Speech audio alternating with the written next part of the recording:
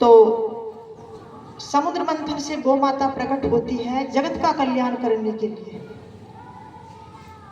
आजकल हम गौ माता को साधारण समझते हैं, लेकिन ऐसा नहीं है।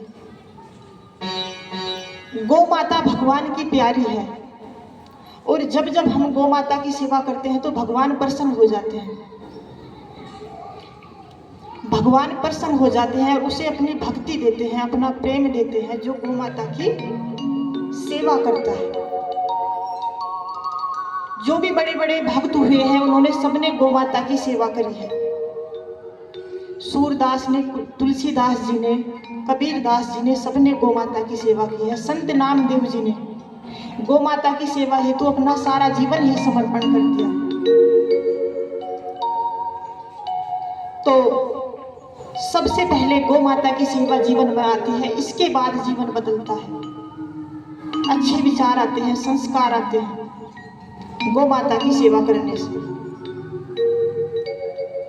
पहले क्या होता था, घर आंगन में गाय रहती थी तो सबसे पहले उठते ही गौ माता के दर्शन होते थे।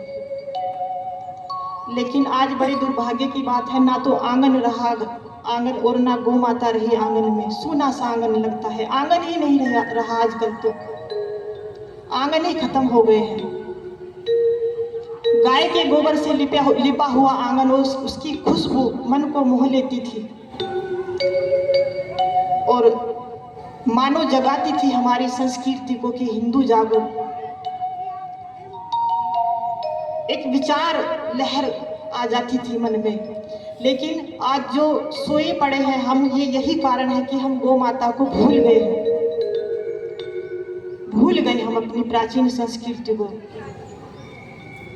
और गौ माता क्योंकि सारे विश्व का भरण पोषण करती है, तो जब हम गौ माता को भूल गए तो बुद्धि पत्थर हो गई। क्या हो गई? बुद्धि पत्थर हो गई। और जब से हमने भैंस का दूध पीना शुरू कर दिया तो विवेक और बुद्धि सब सुसुप्त अवस्था में पहुंच गई।